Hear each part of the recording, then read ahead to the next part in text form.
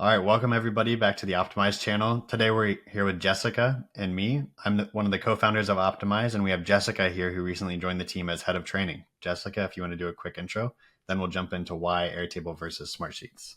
Sure. So, like Ben said, I just joined Optimize about a month ago as the director of training. I came from a very large organization, over 10,000 people. My specific team that I worked on when I worked with Smartsheet versus Airtable was about 10 to 15 people. Um, yeah. So when you joined your previous role, they had already kind of made a decision to go with Airtable over. They had been using Smartsheets for a while, from my understanding. They made a decision to use Airtable though. Yes. Could you talk a little bit about, like, I know it was already made before you, but why you would have chose Airtable versus Smartsheets?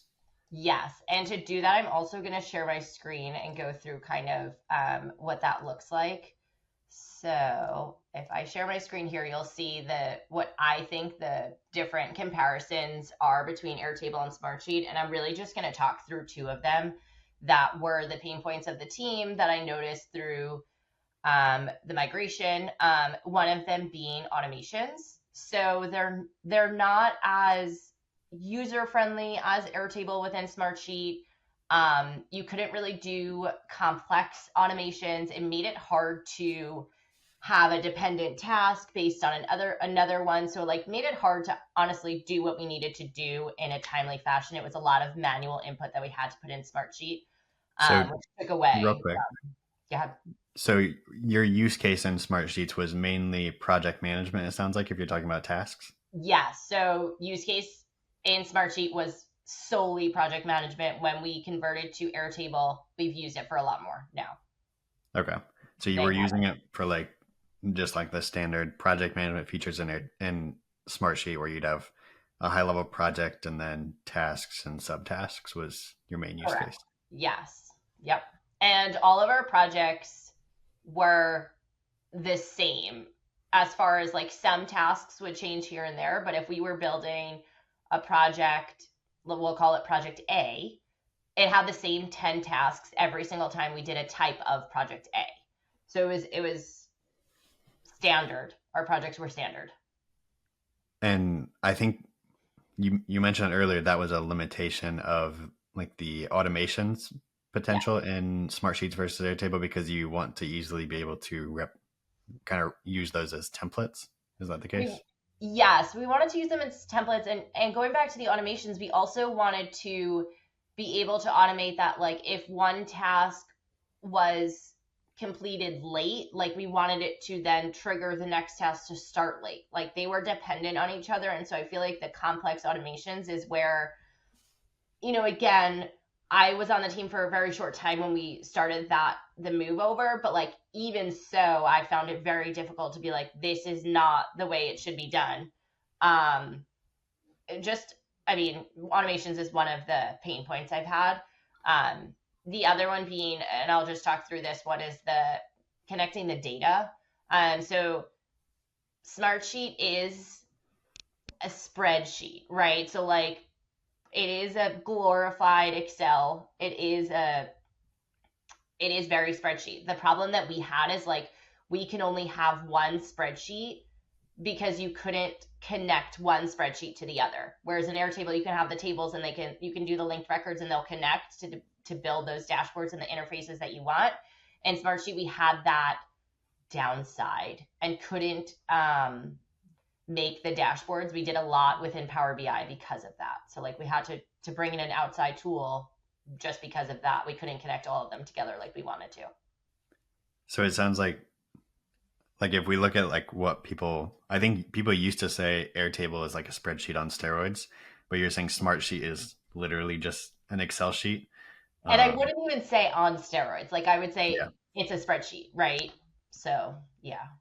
And I think, just to speak a little bit to the messaging that Airtable has transitioned to, because they've built a lot of things like interfaces and automations into their app, is they've went more towards like being an actual no code app builder, Yeah. where I think that's where you get these more complex dashboards that you're looking for, where you can pull in multiple tables, pull Right. in data from multiple bases into one dashboard Yeah. to make it look good. Yeah, for sure.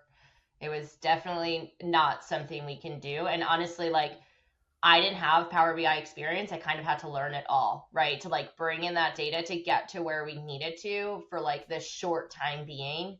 And then when we moved to Airtable, I was like, wow, this is, so much better. Um, I've used Airtable personally for about 5 or 6 years. So I knew how to use it, but I didn't know the capability on like a project management dashboard interfaces type. So that was Mhm. that was cool to see. I know. I don't think we've talked at all about permissions on here. Could Yep. you speak to like what's the difference in the permissions versus in the two tools? Sure.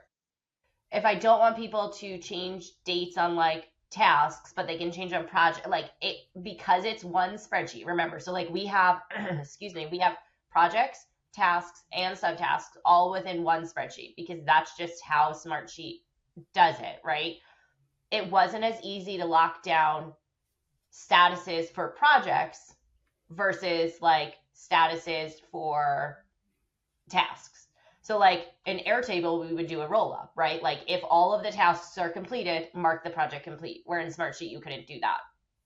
You couldn't Yeah. lock certain ones to say you can't change the project status. It just will depend on um, task status. Okay.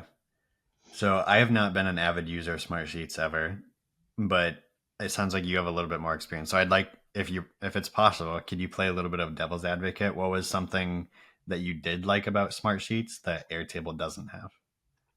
Uh, interesting, And I think interesting question.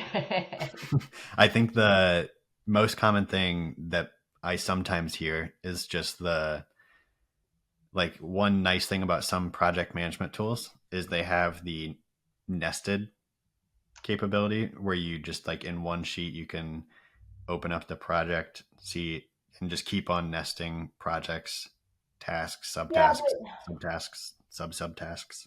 on the other end of that, you can do it within an interface in the hierarchy, right, of Airtable. Yeah, I that's true. will say, so like playing devil's advocate, more so like not for me because I was very much happy to move off a Smartsheet, but a lot of the